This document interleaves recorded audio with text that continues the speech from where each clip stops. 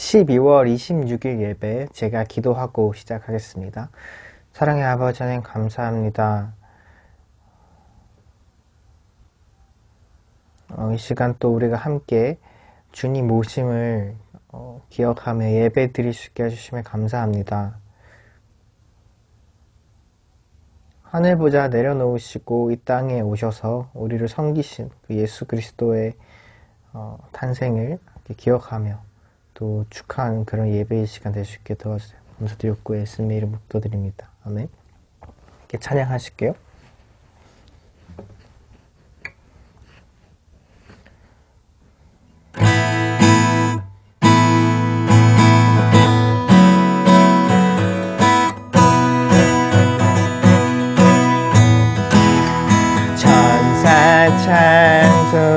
찬송하기를 거룩하신 그 주께 영광 돌려보내세. 구주 오늘 나셨네. 크고 작은 나라들 기뻐 화답하여라. 영광 받을 왕의 왕 베들레헴에 나신 주. 영광 받을 왕의 왕 베들레헴에 나신 주. 오늘 나신 예수는 하늘에서 내려와 처녀 몸에 나셔서 사람 몸을 입었네. 세상 모든 사람들 영원하신 주님께 영광 돌려보내며 높이 찬양하여라. 영광 돌려보내며 높이 찬양하여라. 의로우신 예수는 평화의 왕이시고 세상 빛이 되시며 우리 생명 되시네. 죄인들을 불러서 거듭나게 하시고 영생하게 하시니 왕께 찬양하여라. 영생하게 하시니 왕께 찬양하여라.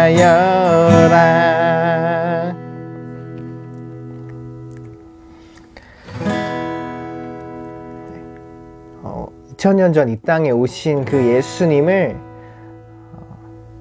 함께 기억하고 또 찬양하는 그런 예배 되길 원합니다. 가장 높은 곳에서 가장 낮은 말구유같이 낮아지셔서 우리에게 임하신 그 주님, 그리고 우리에게 참 생명을 주신 생명의 떡이 되신 그 주님을 우리가 감사하고 기뻐하는 그런 시간 되었으면 좋겠습니다. 이 시간 같이 기도할 때 주님 정말로 그 하늘 보좌 내려놓으시고 이 낮고 낮은 땅 가운데 이 슬픔과 애통이 가득한 땅 가운데 오셔서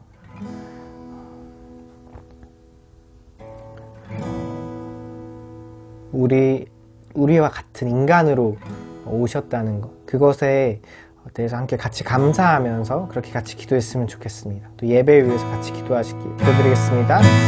사랑의 아버지 하나님 감사합니다.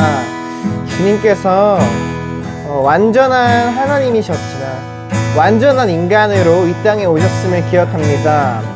이 땅에 오셔서 우리와 함께 먹고 제자들과 함께 먹고 마시고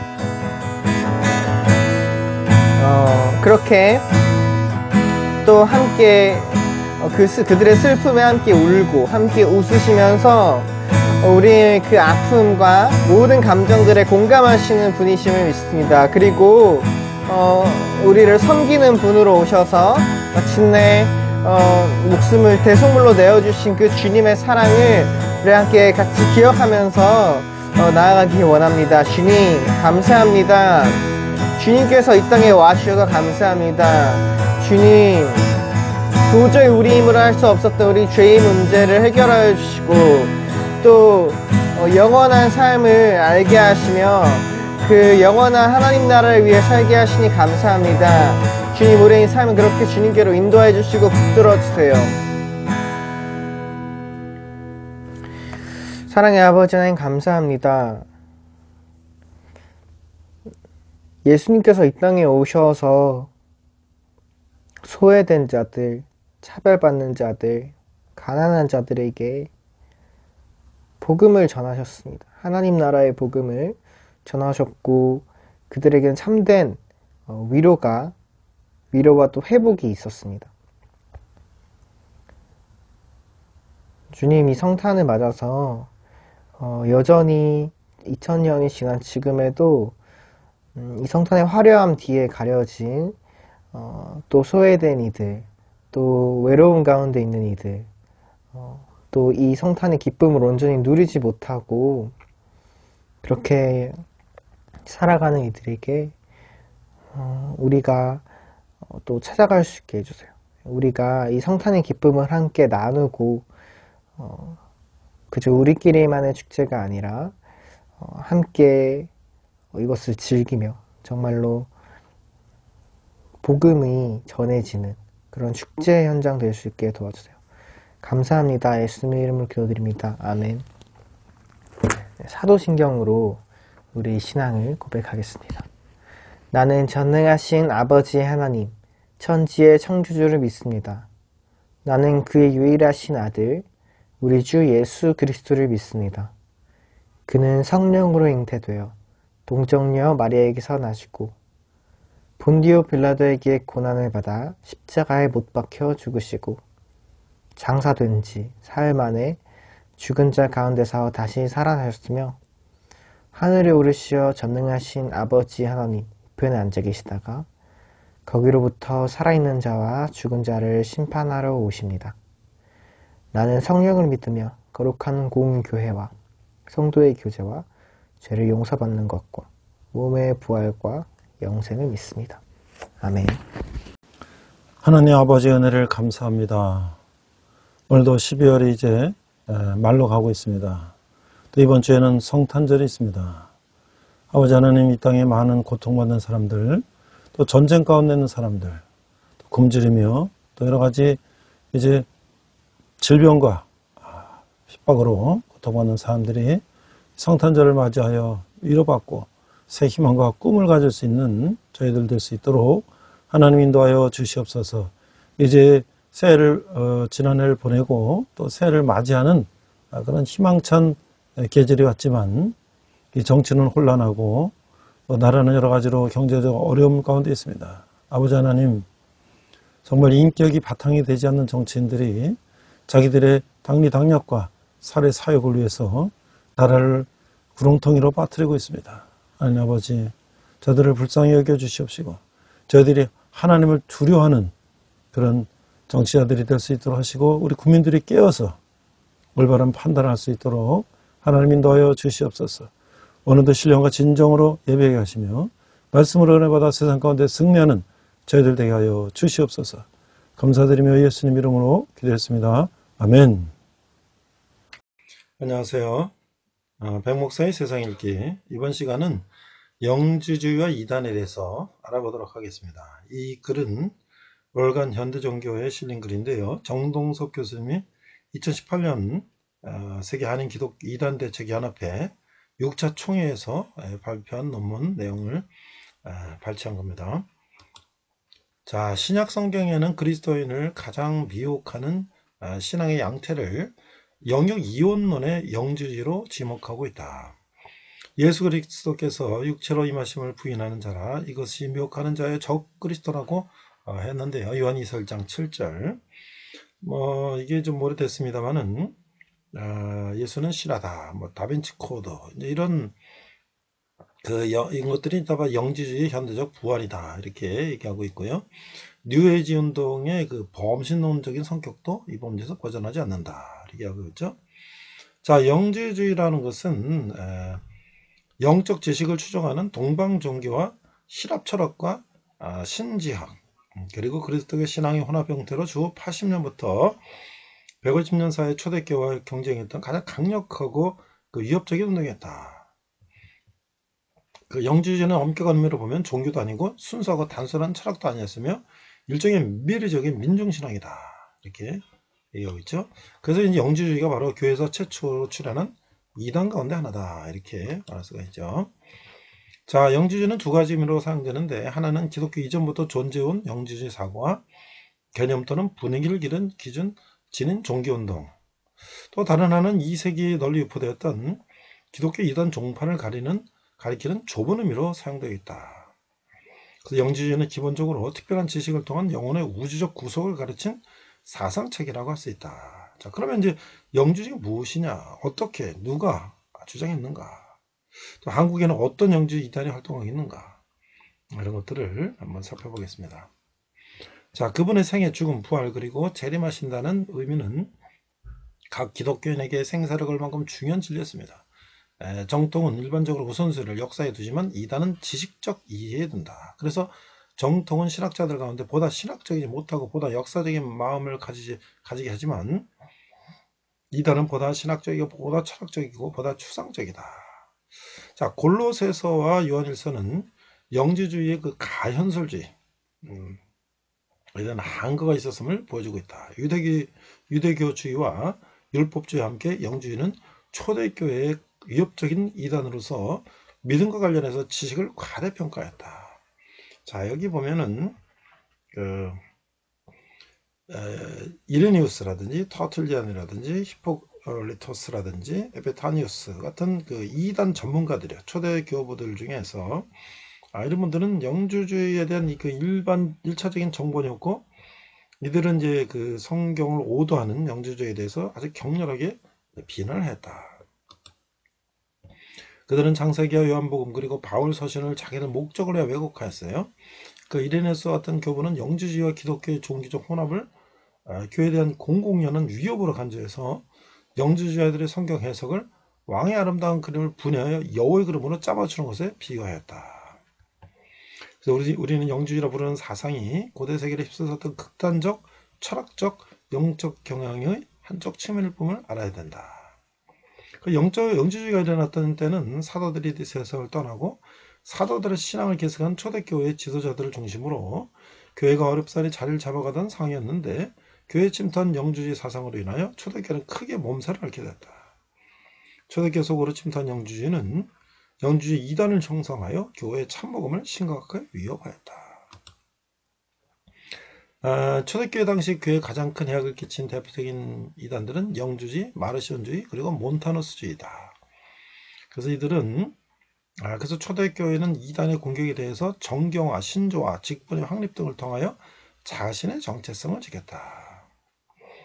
그 영주주의 중에서 그 몬타니우스 신령한 예언은 전자에 해당하고, 마르시온주의 구약적 요소를 제거하는 것은 후자에 속하는 수가 있는데, 알렉산드리 클레멘트가 남긴 기록에 의하면 영주주의의 창시자는 시몬 마구스라는 인물이다. 시몬 마구스는 사도행전 8장 9절에서 13절에서 등장하는 마술사 시몬과 동일 인물이며, 그런 마술을 행하여 사람들을 놀라게 하는 재주를 부렸고, 많은 인기를 얻자 자신이 사람의 형태로 나타나는 신이라고 주장하여 사람들이 자신을 경배하도록 만들었다. 이게 바로 오늘날 이단의 아주 교주의 그 모델이게 되겠죠. 자, 영주주의와 전통 기독교는 거의 동시대에 시작되었다고 볼 수 있다. 영주주의 사상이 교회에 침투하여 초대 기독교를 심각하게 위협하는 이단 세력이 되었다는 사실을 보여주는 흔적을 성경에서 찾을 수가 있다. 예수 그리스도께서 버가모에 있는 교회에 보내신 편지 내용 중에 니고라당의 교훈을 지키는 자들이 있도다 라는 내용이 있는데, 이게 초대교회에 침투한 영지주의에 관련된 흔적이라고 말할 수가 있죠. 니고라당, 이런 말은 초기 영지주의 지도자 니골라스를 이름에서 유래됐다. 니콜라스는 안디옥 출신으로서 사도들에게서 신앙을 전수받고 집사 직분을 받았으나 결국 이단의 길로 빠지지 말았다. 써 있죠. 그 다음에 이제 순교자 저스틴 이 탈라리언스에게 보낸 편지 내용 중에서 니골라 등을 멀리하십시오. 어리석은 자들입니다. 그들은 쾌락을 사랑하지만 중심적인 혀를 놀립니다. 라고 말하는 내용이 나타난다. 그래서 초대교회 대표적인 변증가인 이리누스가 저술한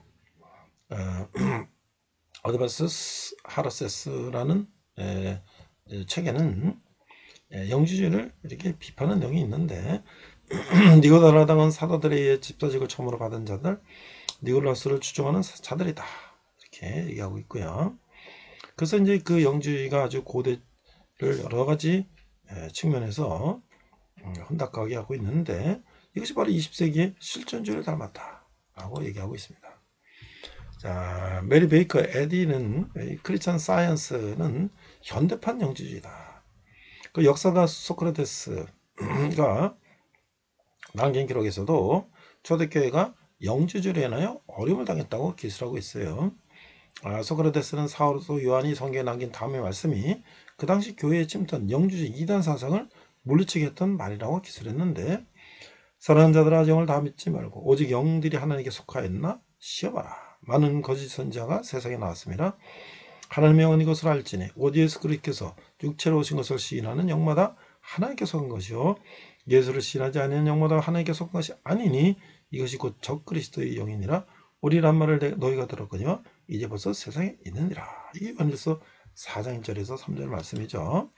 자, 기독교 영주주의를 살펴보면 1945년 이집트 나가마디 지방에서 영주주의 문서가 대량 발견하면서 영주주의에 대한 연구가 이제 본격적으로 시작됐는데 초대교회 속으로 침투한 영주주의는 교회 참복음을 심각하게 위협했고 근데 그 영주주의 뿌리가 어디서 온 거냐 하는 것을 보면 크게 5가지 나눌 수가 있는데 첫째 동양 종교 유래설이다. 조라스터교, 신부종교, 점성술, 마술 등에서 나왔다.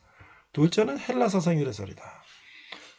기독교 신앙이 시인 플라톤 철학의 흙탕물로 오염됐다고 보는 경향인데 플라톤의 철학이 이제 기독교를 오염시켰다. 또 동방적인 불교와 관계도 있다는 주장도 있고요. 세 번째는 유대교 유래설인데 유대교의 금욕적이고 묵시적인 종파 SNF파의 이원론적 세계관에 뿌리를 두고 있다. 자, 네 번째는 기독교 내부 유래설인데 기독교 내부 이단적 사상에서 유래했거나 1, 2세기 번창한 기독교의 한 형태다. 자, 다섯 번째는 고대 종교 및 사상의 혼합설이다. 기독교 전파 과정을 통해서 일어난 일종의 혼합 현상으로 보는 것이다. 이렇게 보고 있는 것이죠.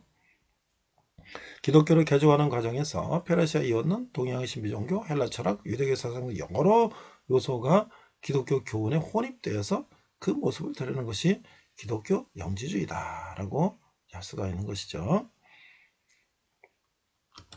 자, 그 영지주의는 정도의 차이가 있을 뿐 우주에 존재하는 모든 것 안에 신성이 공유되어 있다고 얘기하는 현대의 그 뉴에이지 운동의 원형이다. 한국인들이 기독교에 개종할 때 무속신앙과 기독교신앙을 혼합한 것과 비슷하다라고 할 수가 있는 거예요.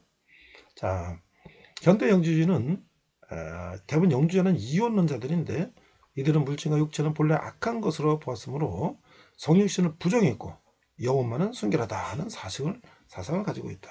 그러니까 삼문선을 따르는 이들 가운데 영주자들이 많은 것은 우연일이 아니다. 그러니까 영지주의자들은 성육신은 예수와 그의 고난과 죽음을 받아들일 수 없다는 거예요. 그래서 이제 현대판 영지주의가 오늘날 우리 주위에 신천지라든지 오늘날의 영주의 이단이 있는데 자기들만 갖고 있는 영적 비밀을 깨달아 구원을 받는다고 유혹하는 신천지가 대표적이고 그 뭐 이만희가 자칭 보혜사이기 때문에 뭐 비밀스러운 건 뭘 풀이를 한다 뭐 이런 식으로 이제 하고 있죠. 그래서 이 이단 교주들은 자기를 뭐 보혜사다, 동방의 감람나무다, 이슬성신이다, 약속된 목자다, 사도 예언격 목자다, 뭐 이긴 자다, 만왕의 왕, 대주제, 총회장 등으로 이제 신격화하는 것이죠. 이게 과거의 영지주의에서 이제 배운 것이죠. 자, 그 다음에 이제 영지주의 이단 구원파가 있는데 정통교회는 모두 자신이 죄 이름을 깨닫고 회개하여 예수님을 영접하고 신뢰와 구원받는다고 가르치는데 이 박옥수라는 이단은 죄사함, 거듭남의 비밀이라는 슬로건을 내걸고 포기활동을 하고 있는데 회개하면 죄가 씻어진단 말이 성경 어디 있냐? 회개해서 죄를 씻는 것도 성경의 방법이 아니다. 그래가지고 자기가 새로운 이제 이 교리를 만들어가지고 박옥수는 의지적 회개가 없이 자신이 죄가 사해진 것을 의지와 관계없이 수동적으로 깨달음으로 구원을 받는다는 영주주의적 이단 사상으로 많은 이들을 미혹하고 있다는 거예요. 정통교회는 예수를 믿어 의롭다함을 받은 후에도 성품은 여전히 사함받은 죄인이라고 가르치나 박옥수는 신분과 성품이 한꺼번에 의인이 됐다고 가르치고 있다는 거예요. 자, 기독교는 회개로 시작해서 회개로 끝나는 종교인데 그 신학적으로 무지한 박옥수는 죄사함을 깨달음으로만 의인이 된다는 교리를 만들어냈어. 그러나 우리는 의롭다고 여기심을 받은 것이지 의인이 되는 것은 아닌데 이제 이 죄사함, 거듭남의 비밀을 깨달으면 구원받는다고 미혹하는 이 박옥수 집단도 대표적인 이제 영지주의단이다라고 할 수가 있는 것이죠. 자, 한국의 영지주의를 보면 교회사적으로 거의 모든 이단은 자신들만 바른 복음을 가진 것처럼 하고 있는데 한국에도 보면 이제 통일교회 문선명이라든지 전도관의 박태선, 신천지 이만희, 박옥수 같은 사람들이 또 이장님이 이제 다미성교회라는 다가올 미래를 대비하라 뭐 이런 것도 역시 다 그런 것이고 또 이제 그리스도의 비밀 뭐 구원의 비밀이라는 말을 저게 사용하는데 이것도 마치 유광수 다락방 전도운동도 마찬가지다. 그러니까 유광수 가장 많이 사용하는 말 가운데 무슨 비밀이라는 말들을 어렵지 않게 찾을 수 있는데 이런 것들도 다 무슨 자기를 추정하는 자들만 그리스도의 비밀을 깨달아 알고 있는 것처럼 호도하고 있다는 것이죠.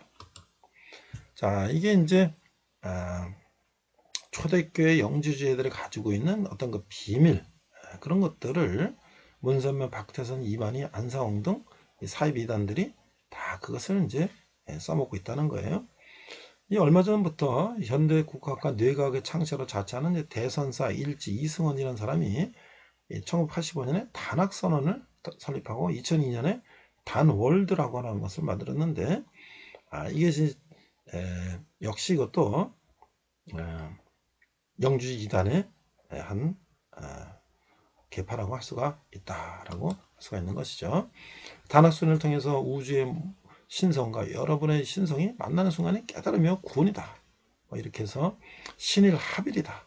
뭐 이런 얘기를 하고 있는데 단월드는 영지주의가 한국에서 신흥종교 옷을 입고 재현된 경우라고 할 수가 있다라고 할 수 있는 것이죠. 자, 결론을 보니까 영지주의는 신비적 지식을 통해 구원을 성취하려는 한 종교운동이었는데 교회는 영지주의를 논박하는 과정을 통해서 신앙 신조와 권위 체계를 확립하게 되었다. 영지파의 그 시크릿 티칭이죠. 비밀스러운 걸 가르친다는 것을 논박하는 과정에서 신약 정경, 사도적인 전통, 사도적 권위가 정립되었다. 그 영지주의 도전으로 신학 활동이 촉진되었다. 따라서 많은 반영지주의 교부들이 배출되어 올바른 신론, 기독권, 인간론이 확립되었다. 따라서 예수 그리스도가 진정한 인간인 동시에 진정한 하나님을 분명히 알 수가 있었다. 그러니까 이제 신약의 어떤 그 교리적인 체계가 오히려 이 반기독교적인 영주주의와 대항하게 해서 교리가 정착되었다, 정립되었다 하는 것도 좀 특별한 이야기가 될 수가 있고요. 영지는 우리나라에서 여러 이단의 모습으로 재현되고 있다.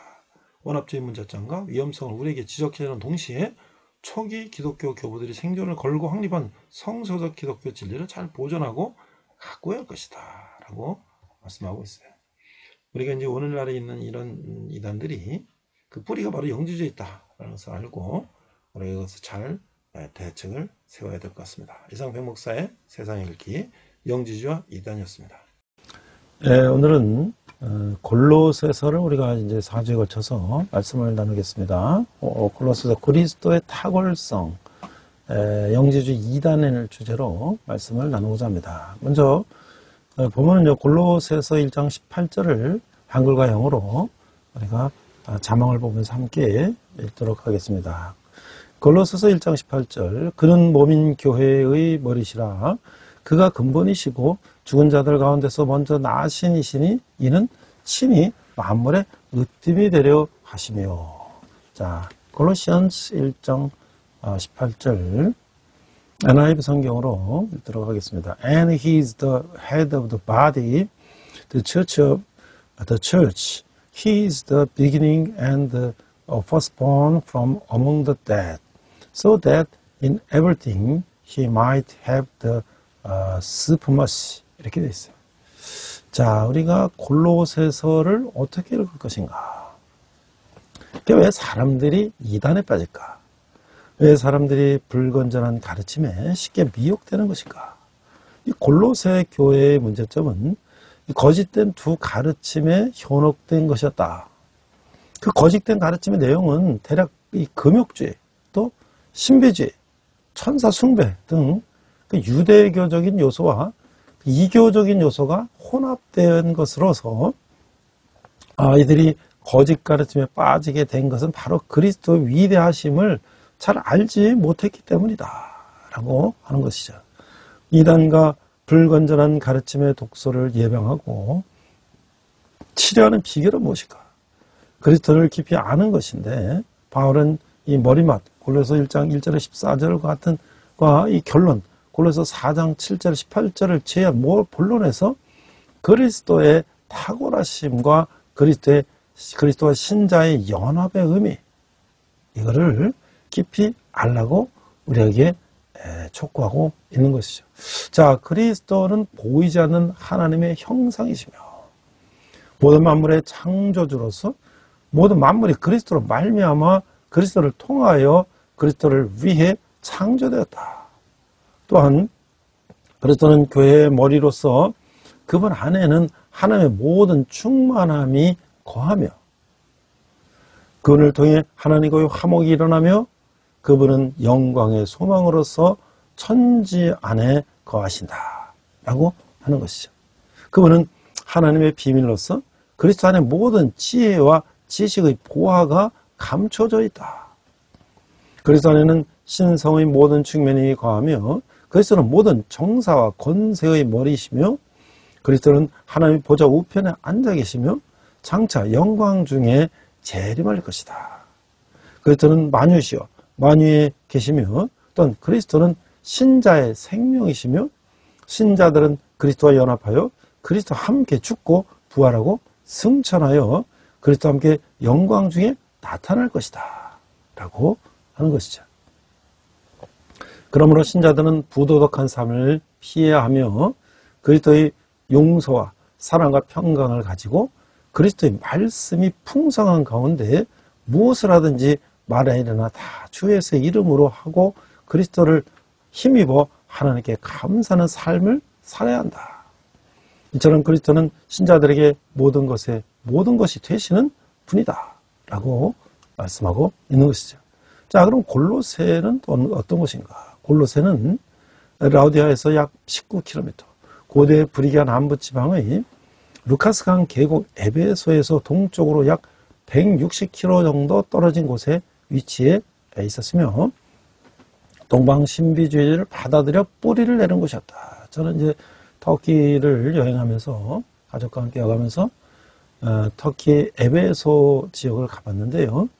이 바닷가 터키의 이제 서부 유럽을 바라보는 보스포러스 옆 바닷가에 있는 도시였는데 그 에베소 교회가 있었죠. 에베소는 큰 도시가 있었고 또 그쪽 동쪽에서 약 160km 떨어진 곳이다. 자, 골로새가 주요 무역로 상에 위치해 있었기 때문에 많은 유대인들과 브리기아인 그리고 헬라인들이 그것을 찾아왔어요. 이렇게 다양한 배경으로 인하여 그 도시는 흥미로운 문화의 중심지가 되었어요.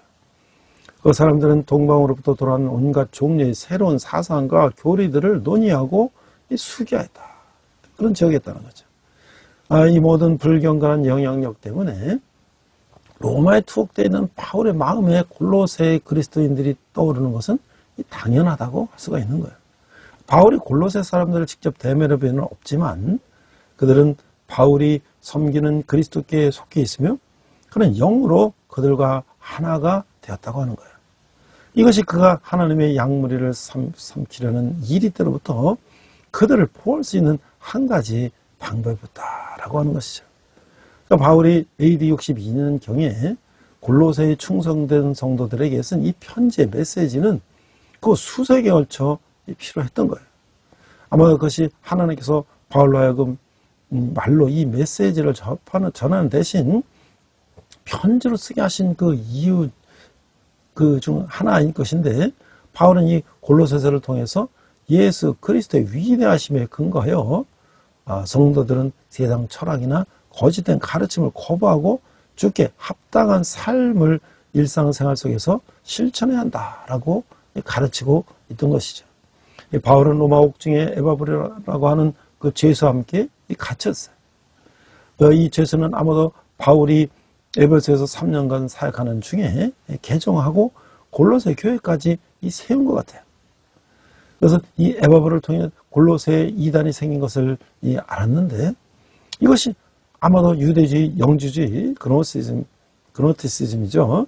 금욕주의, 어저티시즘, 천사숭배 등이 혼합한 이단일 것이다. 이들이 이론은 곧 근본적으로 육은 약하고 하나님은 선한데 서로 접촉할 수 없다는 점을 주장하고 있는 거예요. 이게 바로 이 헬라 철학이죠.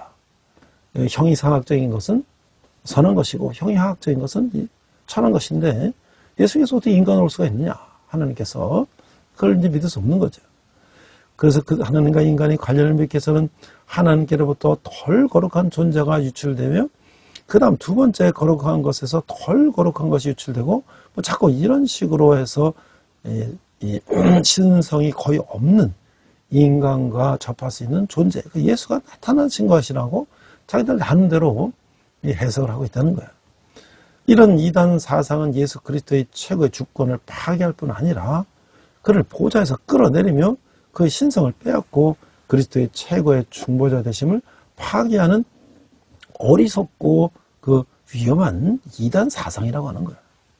그리스도를 머리로 하는 참교의 모습, 참 기독교인의 모습, 참 일꾼에 관하여 언급하고 있지만, 그것보다는 이 서신의 주목적은 이단을 물리치기 위해서 모든 위엄과 신성 및 영광 가운데 계신 주 예수를 충실히 묘사하려고 하는 데 있다라고 하는 것이죠.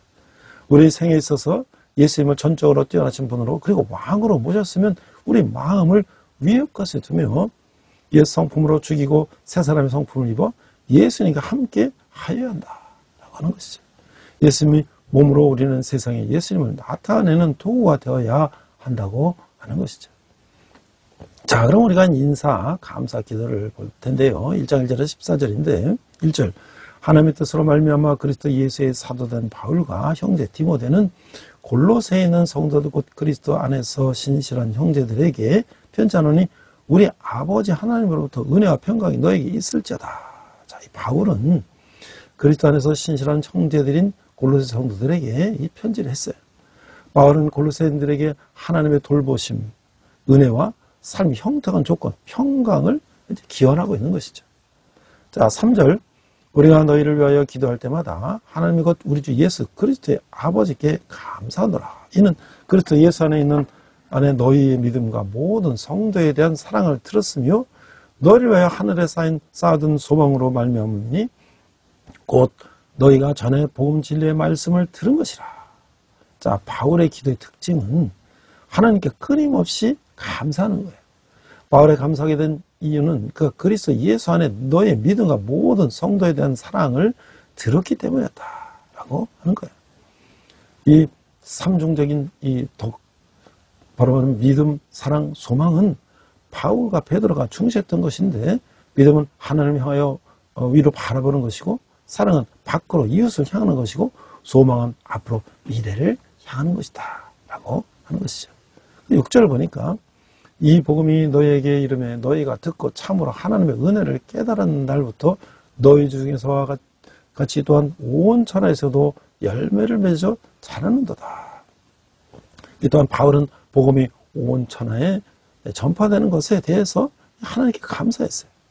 이로써 우리도 듣던 날부터 너희를 위하여 기도하기를 그치지 아니하고 구하노니 너희로 하여금 모든 신령한 지혜와 총명의 하나님의 뜻을 아는 것으로 채우게 하시고 주께 합당하게 행하여 범사에 기쁘게 하고 또한 선한 일에 열매를 맺게 하시며 하나님을 아는 것에 자라게 하시고 그의 영광의 힘을 따라 모든 능력으로 능하게 하시며 기쁨으로 모든 견딤과 오래 참음에 이르게 하시고 우리로 하여금 빛 가운데서 성도의 기업의 부분을 얻기에 합당하게 하신 아버지께 감사하게 하시기를 원하노라. 자, 이게 이 바울은 또 골로새 교인들에게 계속 기도했어요. 13절 우리가 우리를 흑암의 권세에서 건져내사 그의 사랑의 아들의 나라로 옮기셨으니 이 그 아들 안에서 우리가 속량 곧 죄사함을 얻었도다. 하나님의 사랑의 아들이신 그리스도를 통하여 그리스도들은 구속 곧 죄사함을 받았다고 하는 거예요. 이렇게 예수님에 대해서 이제 정말로 이게 낱낱이 설명을 하고 있는 거죠. 자, 그럼 우리가 앞에서 언급한 그 이단 영지주의는 무엇인가? 그 영지주의, 그노티시즘은 이 고대 그리스어로 이제 그노티스, 그노티코스 이렇게 되어 있는데요. 그 로마서로는 코이네 이렇게 되어 있는데 그 지식을 가진다. 자, 일반적으로 1세기 후반에 유대교와 초기 기독교 종파 사이에서 시작된 종교적 사상 및 이 체계를 말하는데 여기에 속한 다양한 집단들이 존재했으며 이들은 교회의 정통 가르침, 전통 및 권위에 대한 개인적인 영적 지식을 강조했어요.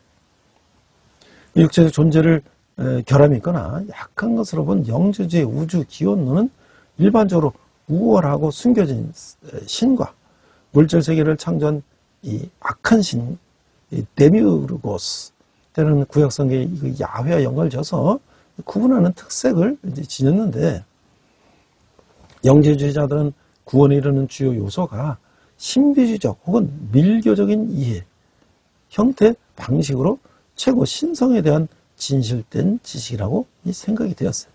많은 영지주의 문서들은 원죄와 회개라는 개념을 대신하여 환영과 깨달음이라는 개념을 다루고 있는 거예요.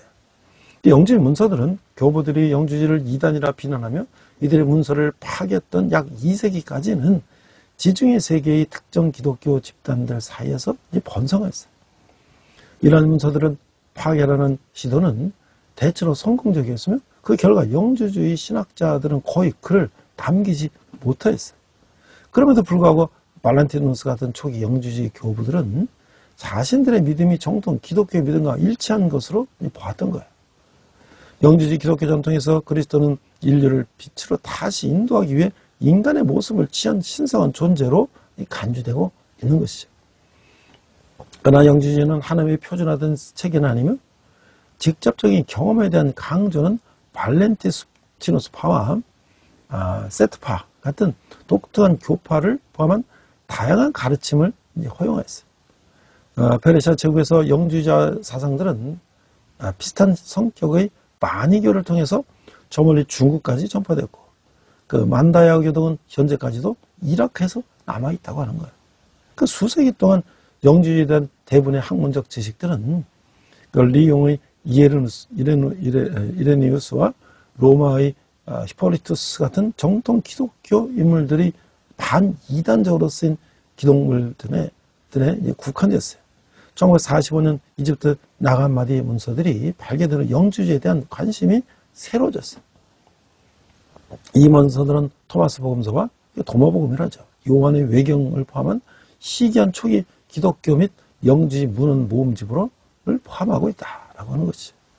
학술 연구의 주요 쟁점은 영주주의가 종교 간 현상 또는 독립 종교로서의 자격에 관한 부분인데 학자들은 헬레니즘, 유대교, 조라스터교, 플라톤주의 등의 영향을 인정하고 있는데 그리고 일본은 불교와 힌두교에 대한 가능한 연관성을 지적했지만 후자로부터 직접적인 영향을 받았다는 증거는 결정적이지 않다.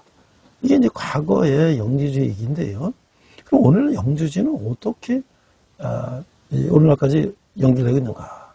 자, 이 블레이크라든지 이 쇼펜하워, 파이크, 블라바츠키를 비롯한 많은 19세기 사상가들이 그 영지주의 사상을 해박하게 연구했고 그 영향을 받았어요. 그리고 멜빌과 예이츠 같은 인물들은 간접적인 영향을 받았어요. 그래서 두 아들은 1890년에 프랑스에서 나스틱 교회를 재설립했는데 그가 설립한 교회는 그의 여러 직접적인 계승자들을 통해서 그 모습이 바뀌었어요. 이들 중 가장 두드러진 인물로는 타우 시네시우스로서 이 파브르 데 에사드와 더불어 타우 장 2세로서의 조아니 브리코트가 있는데 이 영주주의 교회는 비록 소규모였지만 지금도 활동하고 있다는 거예요. 영주주의를 깊이 연구하고 크게 영향을 받은 20세기 초기의 사상가들로는 이제 영주주의를 이제 지지했어요. 에릭 페겔렌, 영주주의를 반대했어요. 또 보레스, 자신의 여러 단편 소설에서 영주주의를 포함시켰고, 알리스터 크롤리 등이 있는데 헤르만 헤세 등은 이들보다는 완화된 영향을 받았다. 자, 르네 귀농은 1909년에 라 그노세라는 영주주의 관련 저널 발행을 시작하였고, 에클레시아 그노스티카 카톨리카, 이게 보편적 영주주의 교회와 오르도 템플리 오리엔테티스, 이 동방의 템플 기사단 같은 영주주의 텔레마 단체들은 자신들의 기호는 알리스터 크롤라의 사상이 있다고 말하고 있어요. 이것이 영주주의가 오늘날 연결되는 것인데, 사실 앞에서 제가 영주주의 이단을 조사한 자료를 보면, 정동섭 교수님이 조사한 자료를 보면 오늘날의 이단까지도 연결이 되고 있다는 것이죠. 그것이. 자, 그러면 이제 오늘 하나님의 은혜를 우리가 한번 보면, 그리스도의 승계, 그리스도께서는 이제 귀한 존재로 승천하셨다.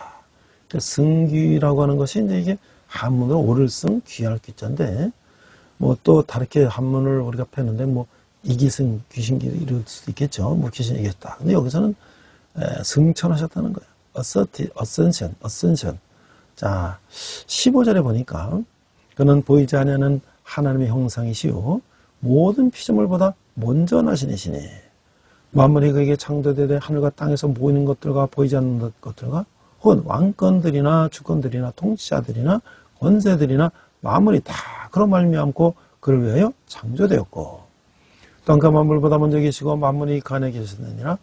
그는 몸인 교회의 머리시라. 그가 근본이시요 죽은 자가들 가운데서 먼저 나신 이시니 이는 친히 만물의 으뜸이 되려 하시며, 아버지께서는 모든 충만으로 예수 안에 거하게 하시고 그의 십자가의 피로 화평을 이루사 만물 곧 땅에 있는 것이나 하늘에 있는 것이나 그로 말미암아 자기와 화목하게 되기를 기뻐하심이라. 자, 골로새 교인들로 하여금 그들의 삶 가운데서 나타나는 하나의 구속의 사역에 대해 깨닫게 하려는 간절한 마음으로부터 이제 바울은 이 서신의 주요 핵심인 그리스도의 승기, 승천의 탁월성으로 올라가고 있어요. 이제 이 문단 속에서 바울은 7가지의 독특한 그리스도인의 특성들을 언급하고 있는데, 이 특성들은 그리스도로 하여금 으뜸이 되시도록 하는 것들이다. 그리스도께서는 첫째, 하나님의 형상이시오. 둘째, 모든 피조물보다 먼저 나시고, 세 번째, 만물이 그에게서 창조주시고, 네 번째, 교회의 머리시고, 다섯 번째, 죽은 자들 가운데서 먼저 나신 분이시고, 여섯 번째, 하나님의 충만이시고, 일곱 번째, 만물의 화해자이다. 우리는 다른 성경 구절들 속에서 이루 헤아릴 수 없이 많은 그리스도의 신성에 대한 특성들을 발견할 수가 있어요. 그리스도께서는 우주 속에서 최고의 주권자이시라고 하는 것이죠.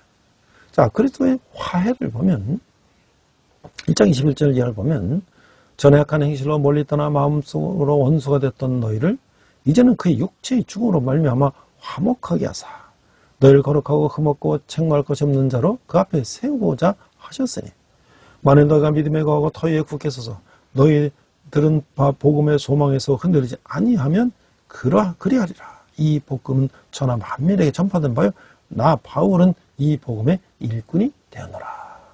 그러니까 화목해하는 사역을 승천하신 그리스도의 7번째 특징으로 언급한 이후에 바울은 이 주제를 더욱 발전시키고 있어요.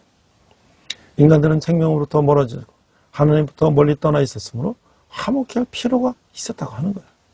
그리스도께로 돌아오기 이전의 골로새 교인들은 마음으로나 행위로나 원수로 행하였던 것이죠.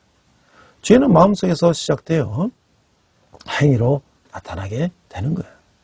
그래서 1장 22절에 보면 죄인이 하나님과 화목하게 되는 일은 그리스도께서 육체로 죽음으로 말미암아 가능케 하신 것이다. 그러니까 1장 23절에 보면 그리스도 안에서 가능케 하는 이런 회복은 믿음 안에 계속 거할 때 이루어지는 것이죠.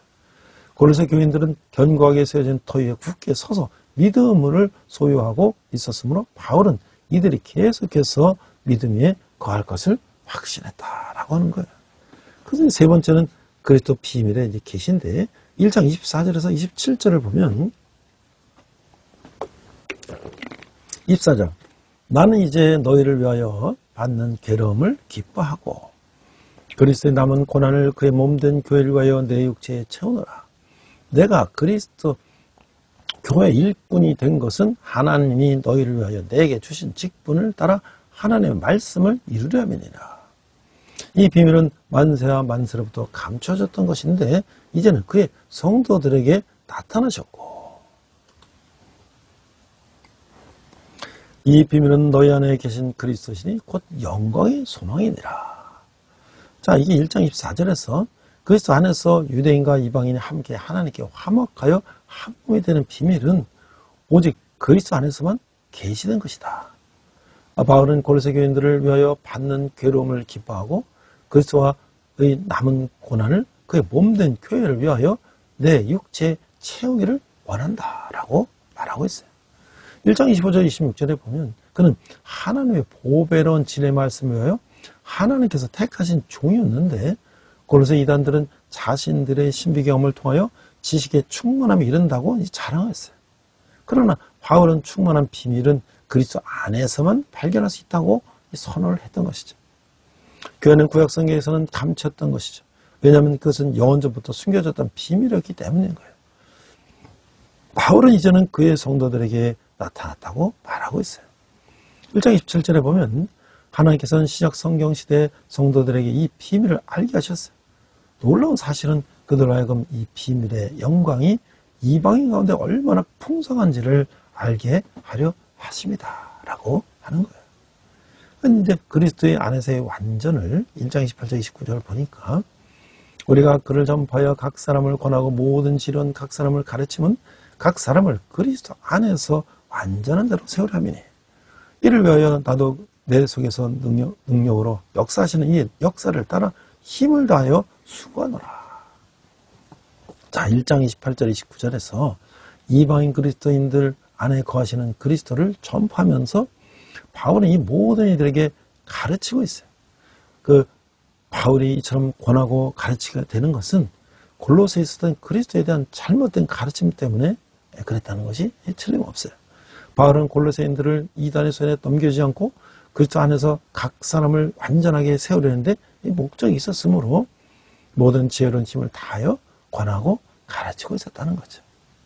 그래서 이제 2장 1절 5절 보면 그리스도 안에 있는 지혜 1절 내가 너희 라오디아에 있는 자들과 무릇 내 육신의 얼굴을 보지 못한 자들을 위하여 얼마나 힘쓰는지를 너희가 알기를 원하노라.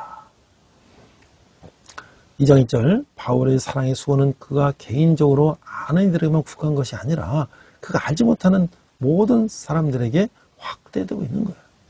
2절 이는 그들로 마음의 위안을 받고 사랑 안에서 연합하여 확실한 이해의 모든 풍성함과 하나님의 비밀인 그리스도를 깨닫게 하나미니 그 안에는 지혜와 지식의 모든 보화가 감춰져 있느니라. 자, 이 바울의 목적은 골로새 교인들로 하여금 마음의 위안을 받고 사랑 안에서 연합하게 하려는 데이다 라고 하는 것이죠. 내가 이것을 말하면 아무도 교한 말로 너희를 속이지 못하게 하려니 이는 내가 육신으로는 떠나 있으나 심령으로는 너희와 함께 있어 너희가 질서 있게 행함과 그리스도를 믿는 너희 믿음이 굳건한 것을 기쁘게 봄이라. 자, 2장 4절 5절은요. 그리스도께서 주시는 이런 충만한 지혜와 지식만이 성도로 하여금 교묘한 말에 속지 않게 지켜주시는 것이다. 그러므로 바울은 비록 육신으로는 떠나 있으나 심령으로는 너희와 함께 있어 너희가 질서 있게 행함과 그리스도를 믿는 골로새 교인들의 믿음이 굳건한 것을 기쁘게 생각하고 있었다라고 하는 것이죠. 자, 저는 이제 대학에서 교목도 하고 또 성경도 가르치고 경영학도 가르치고 또 교양 과목도 가르치고 있는데요. 제가 이제 신구약 성경에 대한 강의를 채플에서도 하고 또 별도로 이제 과목으로도 강의를 하고 있는데 이것은 이제 창세기부터 요한계시록까지를 한 학기 15주간에 다 훑어보는 거예요. 사실 그 큰 성경 66권을 한 학기 동안 다 살펴본다는 건 굉장히 어려운 일이죠. 그래서 제가 뭐 여러 세미나에 가서 배웠던 그 파워포인트들 중심으로 해서 창세기부터 요한계시록까지를 파워포인트로 설명을 하고 또 매주 그 인물을 설명하고 있어요. 그래서 이제 그 영국에도 BBC 바이블 영화를 성경을 전체를 영화로 만든 게 있는데 그 중에서 인물들을 이제 좀 편집을 해서 1시간 분량으로 좀 줄였어요. 매 인물들이. 뭐 처음에 이제 창조는 이제 천지 창조에 대한 이야기, 그 다음에 이제 뭐 아브람이라든지, 요셉이라든지, 또 모세라든지, 뭐 이렇게 해서 이제 쭉 이제 구약편을 쭉 지어지고, 뭐 예레미야, 에스더까지 나오고, 시작편은 이제 예수님 아버지 요셉부터 예수님 바울, 요한계시록까지 15주간에 이 1시간 분량의 성경을, 영화를 요약하고, 그 다음에 파워포인트로 설명하고, 그 다음에 질의응답하고, 이런 식으로 이제 하면 학생들이, 교회를 다니는 학생들도 성경을 창세기부터 요한계시록까지 한 학기에 쭉 그거를 배울 수가 있기 때문에, 뭐, 물론 이제 자세하게는 못하지만 전체 흐름을 알 수가 있죠. 그러면 이제 교회 가서 설교를 들을 때 목사님이 어떤 설교하면, 이게 지금 구약 어느 부분이구나. 이게 신약 어느 부분이구나. 또 자기들이 성경 읽을 때 도움이 되죠. 그걸 좀 시변을 하고 있는데, 지금 이것은 이제 한 학기 그 수강 소감을 어떤 학생이 이제 이렇게 쓴 거예요.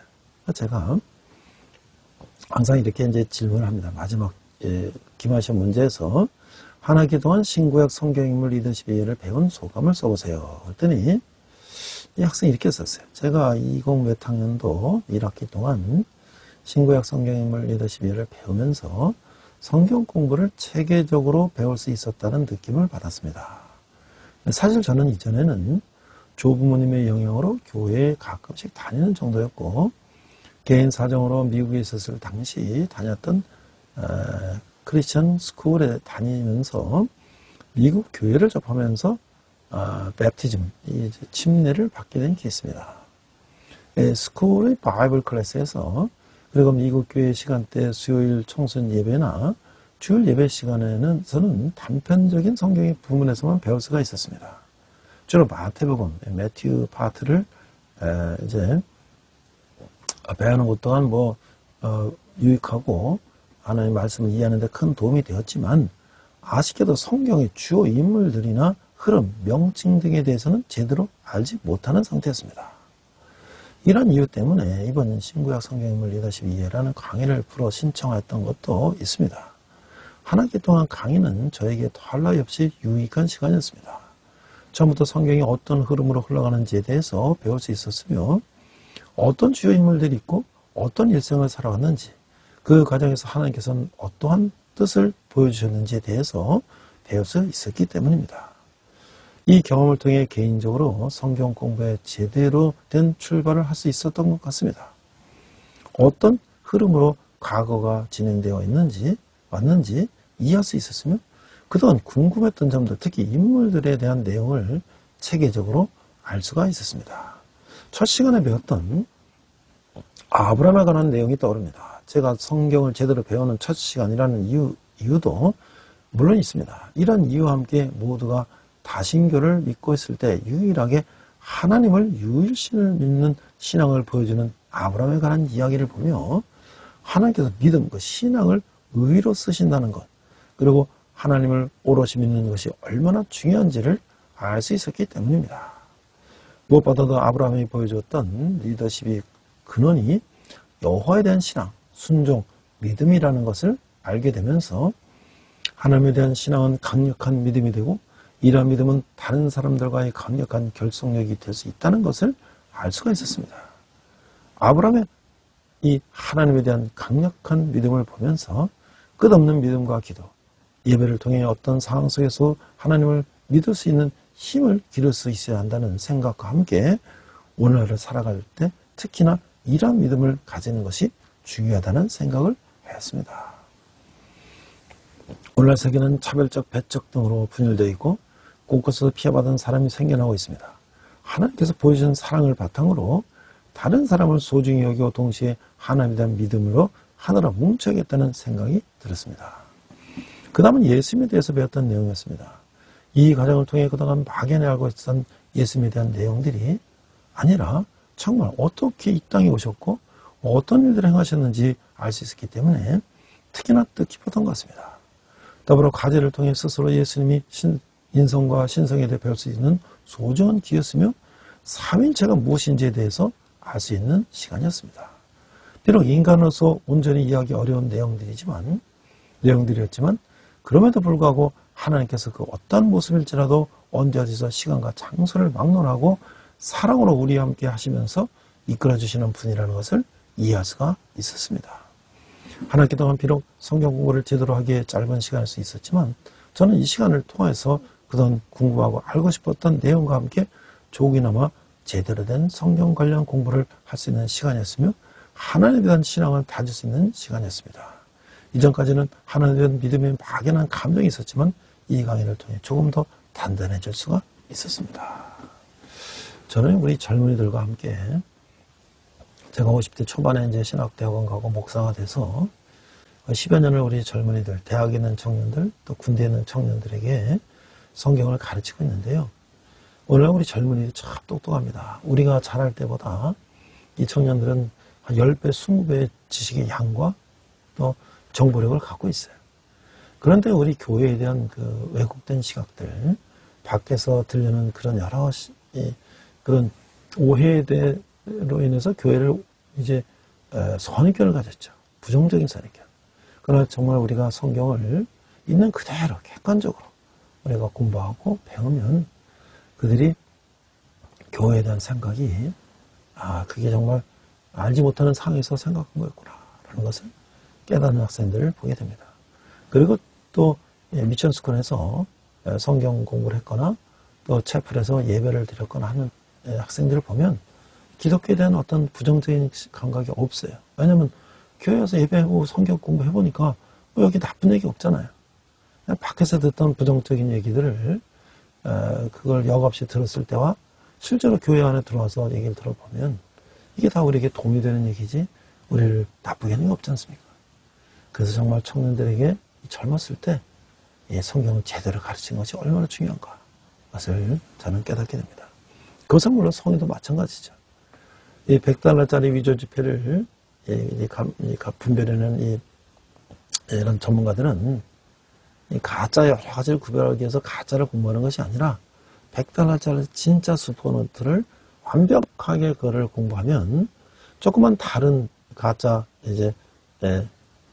지폐가 보면 바로 알아낼 수 있다는 거죠. 우리가 가장 중요한 것은 예수 그리스도를 제대로 아는 것이라고 생각을 합니다. 우리 함께 기도하겠습니다. 하나님 아버지 은혜를 감사합니다. 예수님이 누구신지, 삼위일체 하나님이 누구신지, 예수님이 왜 땅에 오셨는지, 왜 우리를 위해서 십자가에서 돌아가셨는지를 우리가 깨닫고 우리가 예수님의 능력에 힘입어 험한 세상에 승리하는 저희들 되게 하여 주시옵소서. 감사드리며 예수님 이름으로 기도했습니다. 아멘. 시간 헌금 찬양 하시겠습니다.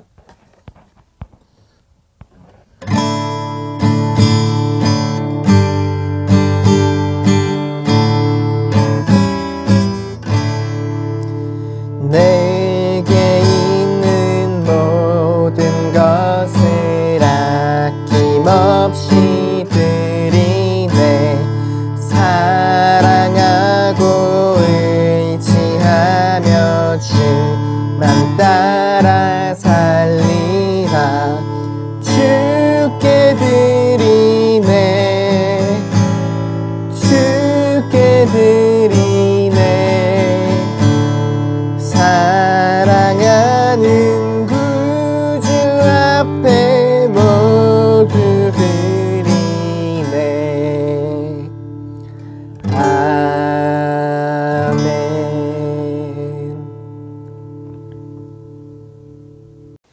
네, 지난밤에 눈이 엄청나게 왔습니다.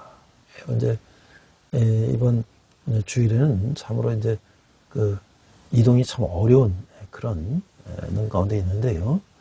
연말이 되었고 또 새해를 맞이하는 그 참 희망찬 연말 연초인데 여러 가지 정치적인 이유로 인해서 참으로 경기도 어렵고 사람의 마음도 굉장히 무거운 것 같습니다.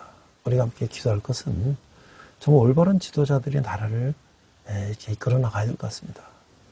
전 세계 역사의 나라를 보면 위대한 지도자들, 정직하고 성실하고 또 하나님께 헌신된 지도자들이 나왔을 때 그 나라는 부흥된 걸 봤습니다. 그 여러 가지 개인적인 당리당략과 사리사욕에 심취되어 있는 그런 지도자들은 결코 나라를 제대로 이끌어 나갈 수가 없지요. 우리 크리스찬들은 나의 학연, 지연 또 여러 가지 나의 사상을 넘어서 이 사람이 정말 온전히 하나님께 헌신된 사람인가를 봐야 될 것입니다. 왜냐하면 하나님에 헌신된 사람들은 하나님을 두려워하기 때문이죠. 자, 오늘도 우리 성탄절에 이번 주 성탄절은 오늘 이렇게 군선교팀에서 와가지고 우리 이제 푸드트럭도 가져와서 용사들을 위로하고 또 저는 그들에게 성경적인 삶을 부여하는 단순한 재정원의 특강도 하고 또 우리 용사들 장기자랑도 있어요. 거의 1등하면 휴가증도 받고 말이죠. 아주 한바탕 축제장이 열어지게 됩니다. 여러분이 후원하신 한 달의 많은 후원은 우리 청년들이 주님께 돌아오는데 귀하게 사용될 것입니다. 우리 함께 기도하겠습니다. 하나님 아버지 은혜를 감사합니다. 저희가 하나님의 감사해서 작은 예물을 주님께 드렸습니다.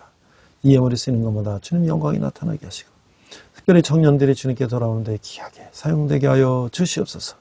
감사드리며 예수님 이름으로 기도드리며 지금은 우리 주 예수 그리스도의 은혜와 하나님 아버지의 극진하신 사랑과 성령님의 감화거동 역사하심에 오직 한 번 그리스도를 따라 살기를 다짐하는 우리 예배드리는 모든 성도들이 열방의 백성들과 선교사님 위해 특별히 북한에서 고통받는 북한 농포들 위해 지금부터 영원토록 함께 하시기를 간절히 축원합니다.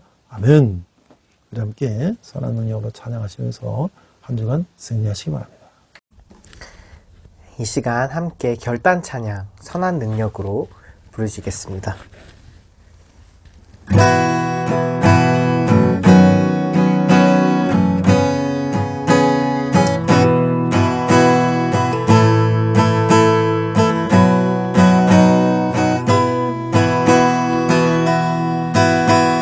선한 힘에 고요히 감싸여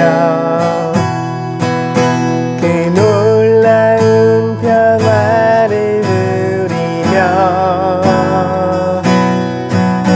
나 그대들과 함께 걸어가네 나 그대들과 하늘을 여네 지나간 어물 어둠의 날들이 무겁게 내 영혼 짓눌러도 오 주여 우릴 외면치 마시고 약속의 구원을 이루소서 그 선한 힘이 우릴 감싸시니 믿음으로 일어나를 기대하네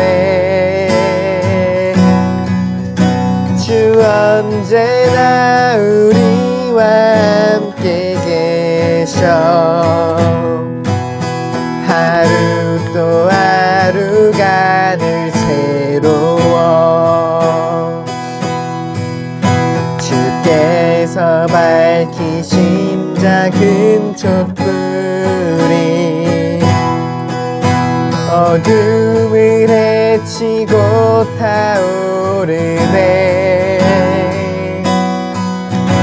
그 빛에 우리 모두 하나 되어 온 누리에 비추게 하소서 그 선한 힘이 우리 감싸시 믿음으로 일어날 일 기대하네. 주 언제나 우리와 함께 계셔.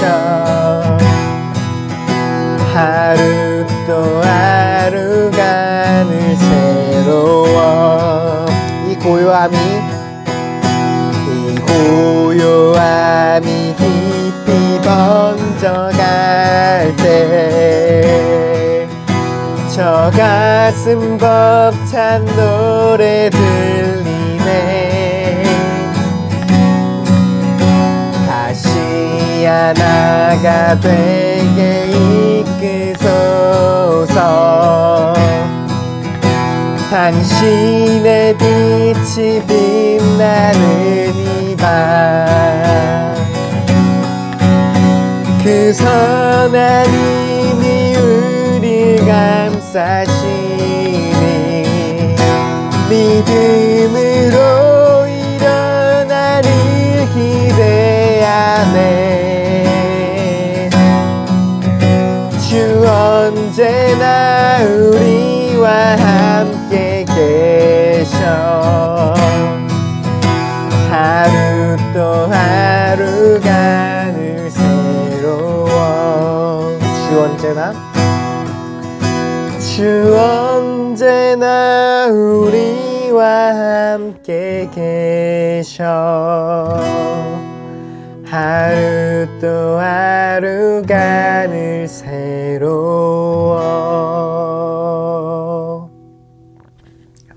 주님과 동행하는 복된 한 주 되시길 축복합니다.